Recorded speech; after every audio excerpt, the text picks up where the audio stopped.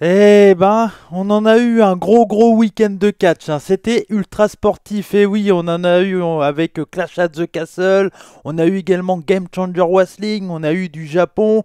On a eu, bien entendu, AEW All Out. Je vais vous en parler mercredi prochain. Mercredi, hein, pour le mercredi sur ma chaîne Twitch. Avec Max et Fab, la team DKC avec moi. Ils feront la review avec moi. Mais aujourd'hui, on se retrouve pour la review de NXT World Collides 2022. Et vous êtes bienvenus chez Cody. Allez, salut tout le monde, je suis Cody McLeod et bienvenue chez Cody. Et aujourd'hui, comme je viens de le dire, la review de NXT World Collides 2022. On était le 4 septembre du côté de Orlando en Floride et on était du côté du Performance Center pour un show un peu différent de d'habitude pour NXT. Déjà, c'était, voilà, on le sait, NXT UK s'arrête. Ça va devenir dans le futur NXT Europe, mais pour le moment, on n'en a aucune foutue idée de qu'est-ce que ça va être. Mais voilà, il fallait trouver une fin pour NXT UK. Et donc, ce qu'a choisi WWE pour voilà, faire vraiment une fin pour cette brand, c'était tout simplement de faire un show entre NXT UK et NXT américain, NXT 2.0, 2.0, peu importe comment on les appelle. Et donc comme c'était déjà arrivé, mais c'était juste un face-à-face dans les années qu'il y avait eu il y a quelques temps, cette fois-ci c'était vraiment pour réunifier tous les titres et pour repartir de plus belle du côté de chez NXT. Et en plus de ça, au point de vue horaire, parce qu'on était sur des horaires un peu différents, étant donné qu'il y avait AEW All Out ce dimanche à 20h. Ils avaient décidé de le faire à 16h, horaire des États-Unis, et donc chez nous c'était 22h, donc c'était pas trop mal. Un show que moi personnellement j'ai regardé en 2 fois, tout simplement parce que je pouvais pas regarder tout en live, parce que ça a dû terminer vers les minuit 30. Mais avant de vous parler des matchs, clairement, je peux vous dire que ce show était quand même très bien rythmé. Il a duré uniquement 2h30, et franchement, ça fait du bien d'avoir un show qui dure uniquement 2h30 et de pas devoir se taper 4h30. À l'heure où j'enregistre cette vidéo, je n'ai toujours pas vu AEW All Out, mais je voulais vraiment prendre le temps d'enregistrer cette review, donc c'est pour ça que voilà. Bref, allez, j'ai déjà trop parlé et on commence tout de suite avec le premier combat du show. Et je tiens juste avant de le dire, avant de partir directement sur le show, je vais clairement parler uniquement des combats. Je vais pas parler des petites vidéos storyline, etc. qu'il y a eu pour plus ou moins teaser les prochains weekly, etc. Étant donné que sur la chaîne de chez Cody, je parle uniquement des pay-per-view et pas des weekly, je vais pas trop m'attarder dessus. J'aurais peut-être un mot vite fait mais sans plus. Mais bon voilà, on commence tout de suite avec le premier combat. Et le premier combat, c'était le match pour le titre de WWE NXT North American. C'était le champion Carmelo Hayes contre Ricochet. Et donc clairement c'était un match que moi j'attendais énormément. Ça faisait partie des 2 combats de la carte que j'espérais qu'il soit bon, voilà, j'avais beaucoup d'espoir sur ce combat là. Mais bon, j'avais peu de chance d'être déçu, je vais vous l'avouer clairement. Quand on voit les 2 catcheurs que sont Carmelo Hayes, le champion, et Ricochet, donc du coup qui fait une pige du côté de chez NXT voilà, pour faire des combats un peu inédits, on va dire. C'était un peu tout le principe du pay-per-view, mais comme il n'y avait pas de championnat un peu secondaire, il y avait l'Heritage Cup, mais ils auraient pu faire le champion Heritage Cup contre Carmelo Hayes, ils auraient pu le faire aussi.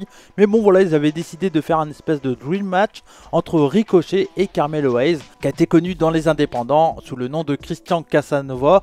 C'est un catcheur que je connaissais un peu, j'avais suivi, je suis rapidement, très vite fait, ce qui se passe du côté de chez NXT.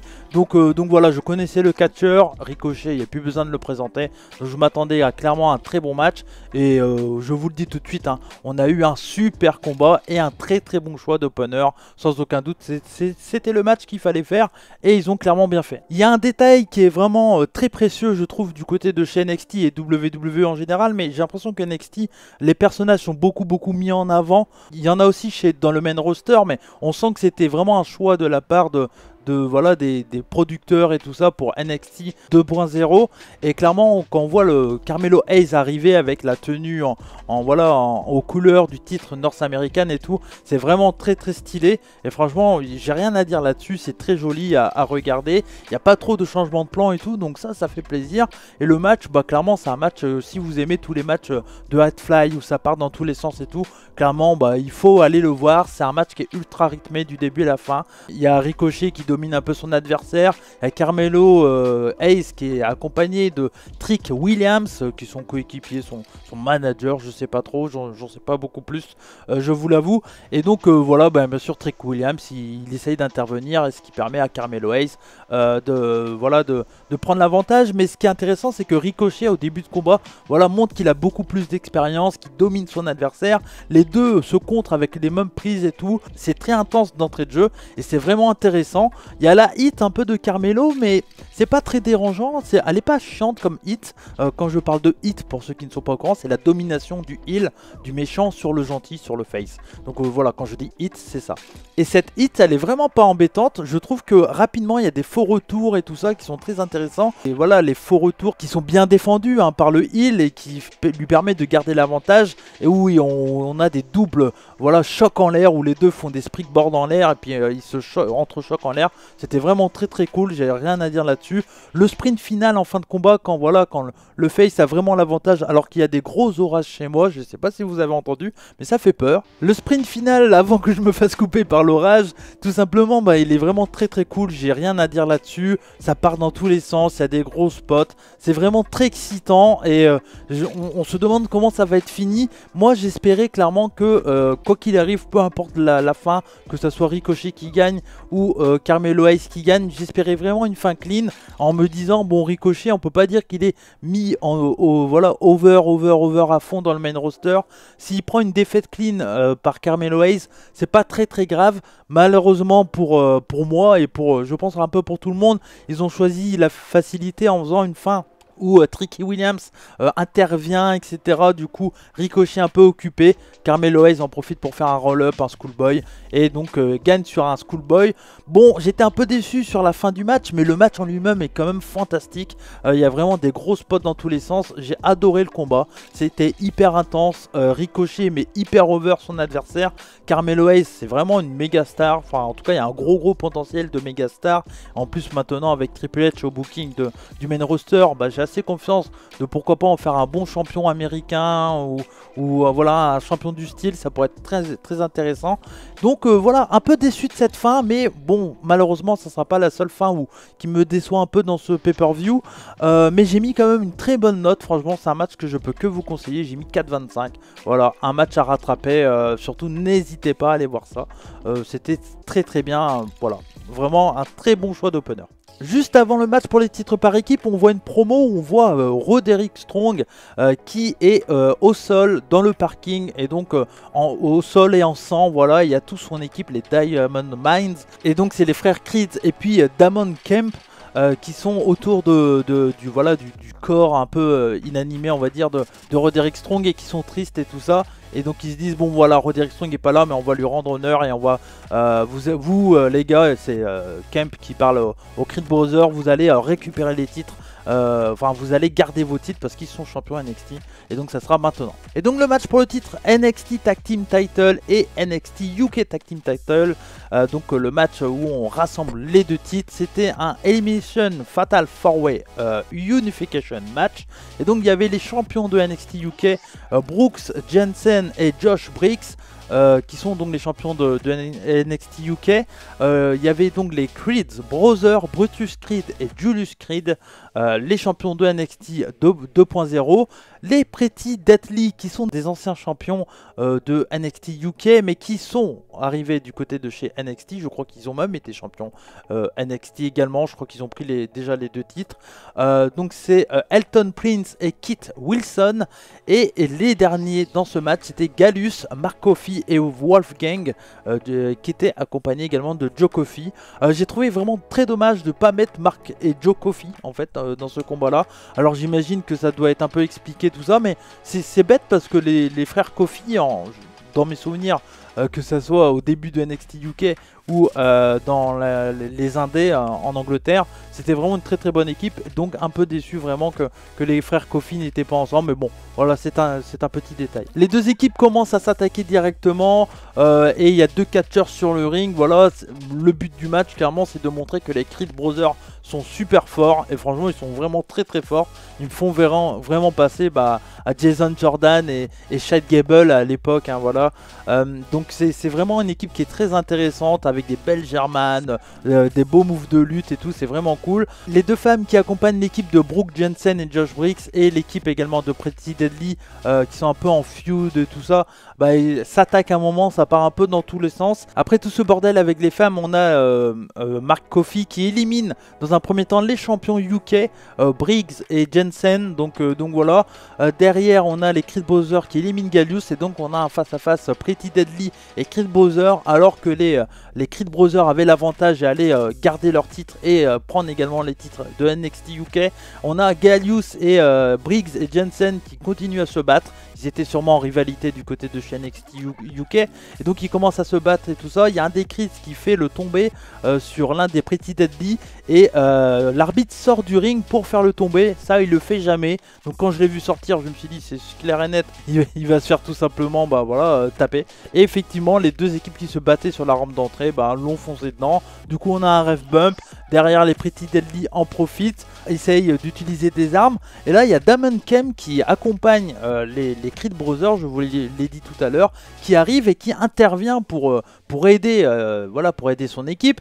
Et donc il y avait une chaise qui était dans le ring et derrière il prend la chaise et au final au lieu de taper un des Pretty Deadly, il arrive, il prend la chaise et tape un des frères Creed et donc tourne son dos à Diamond Mind. Donc j'imagine qu'on saura que c'est lui qui a attaqué Roderick Strong, donc ça sera suivre pour ceux que ça intéresse. Et donc derrière les Pretty Deadly en profitent pour gagner le match. Et donc nouveau champion de NXT avec les Pretty Deadly. Bon, moi personnellement les Pretty Deadly je les trouve vraiment intéressants comme comme heel. Je crois que c'est Cookie qu'on dit ou un truc comme ça, ou Cookie je crois, dans tous les jeux de management, de jeux de catch, etc.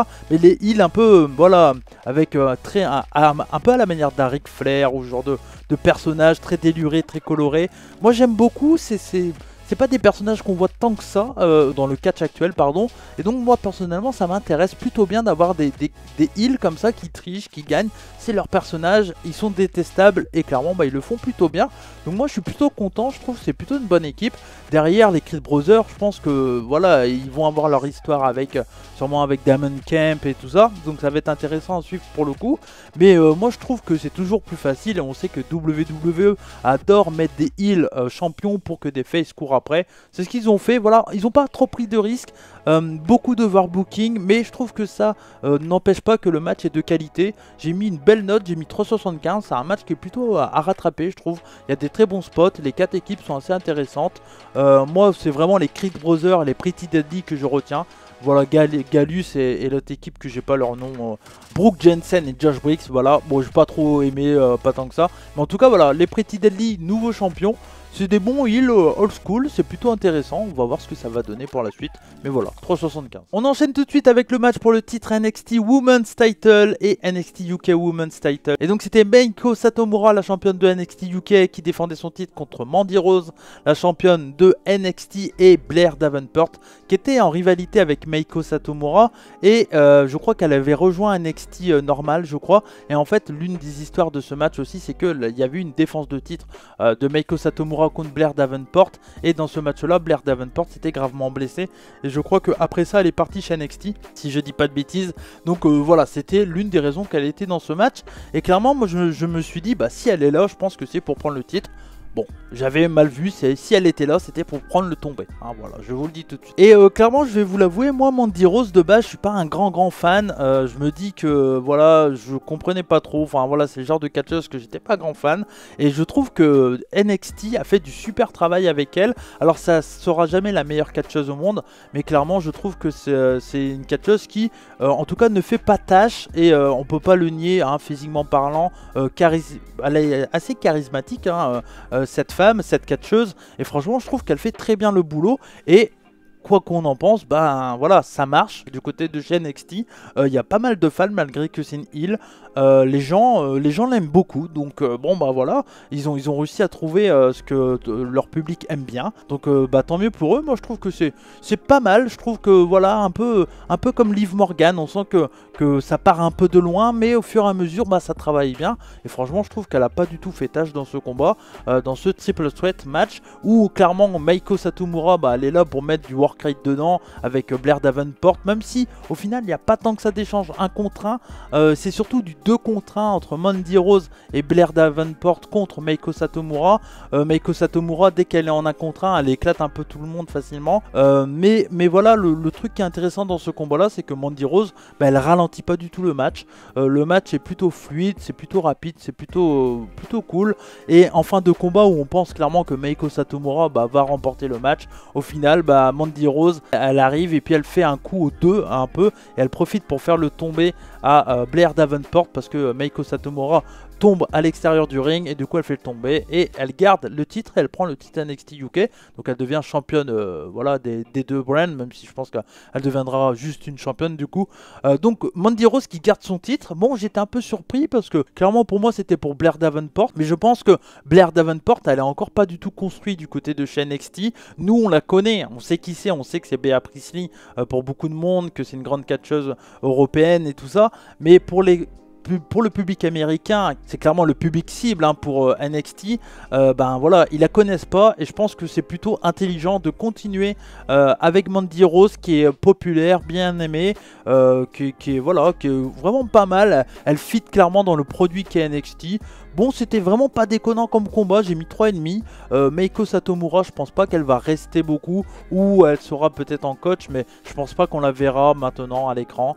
C'était juste pour rendre le titre, et puis voilà, maintenant je pense que soit elle va retourner au Japon, ou soit elle sera en coach du côté de chez NXT. Mais bon voilà, elle a 41 ans, donc je la vois mal. Je la vois mal commencer dans le main roster, ou peut-être un one shot contre Asuka ou un truc comme ça. Maintenant que c'est Triple H, sait-on jamais.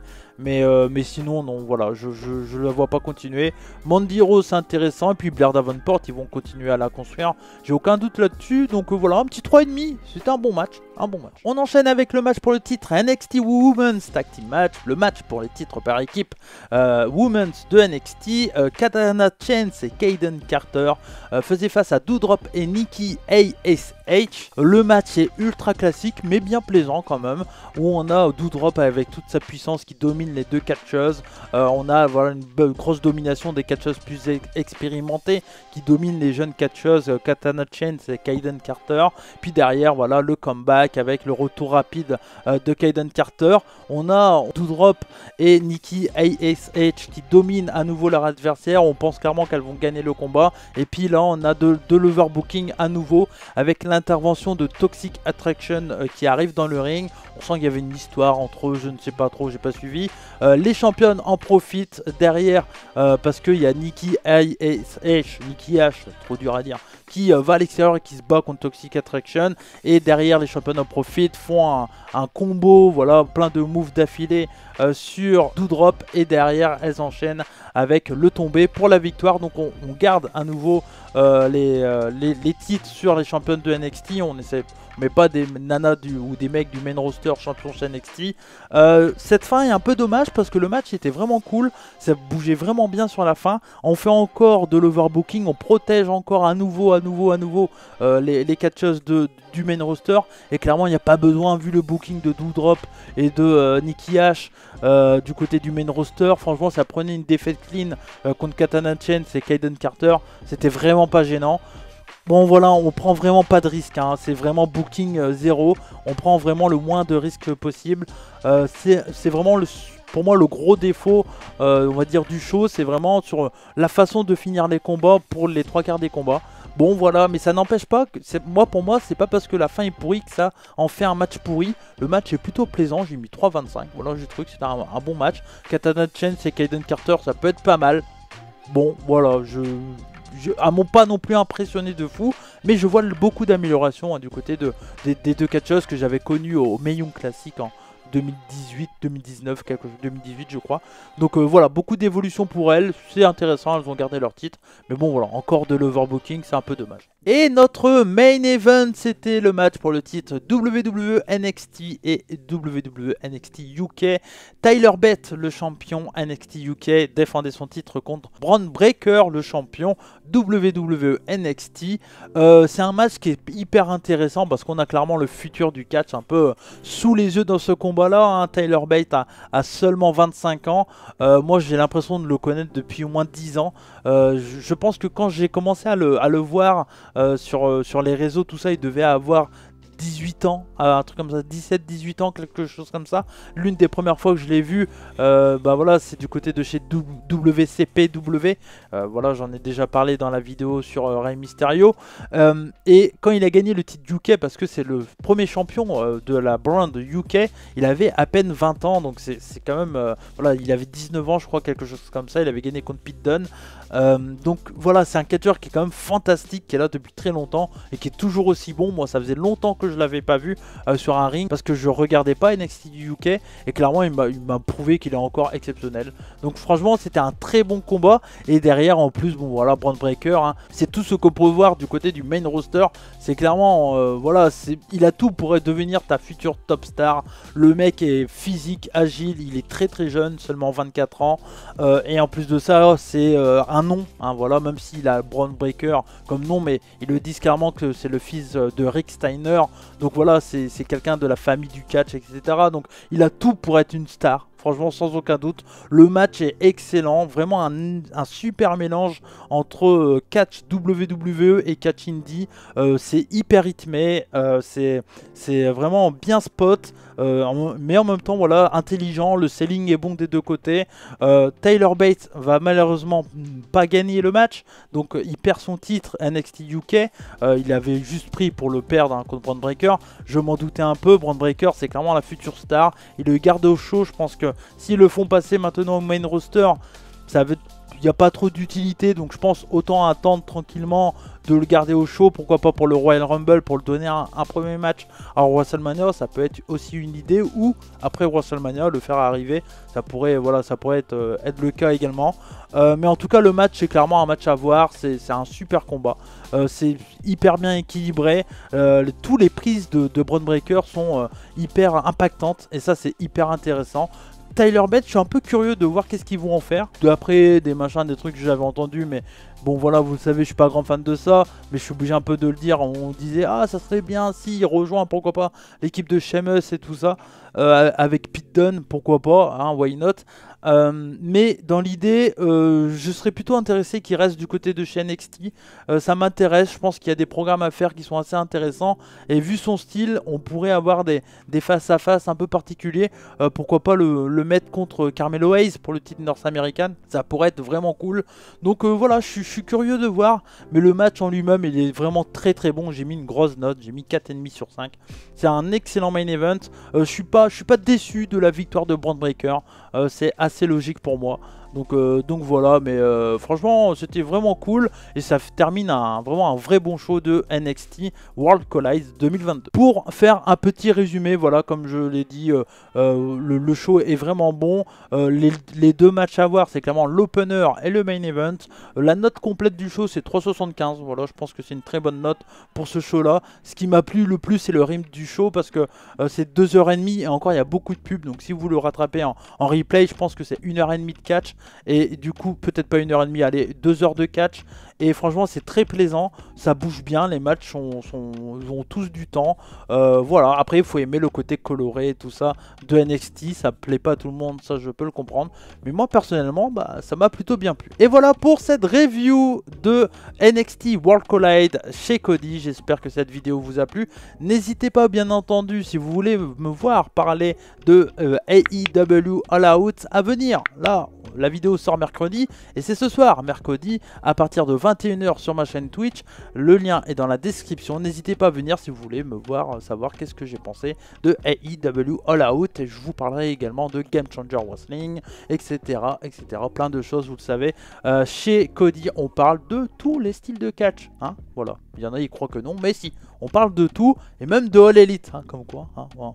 Tout le monde parle de All Elite. Hein. Ça c'est pas être underground de parler de All Elite. Voilà, c'était mon petit truc comme ça. Bref, en tout cas, merci à vous de m'avoir suivi. J'espère que cette vidéo vous a plu. N'hésitez pas à laisser le like, laissez des commentaires. Dites-moi comment vous avez trouvé et le show et la vidéo. Je compte sur vous.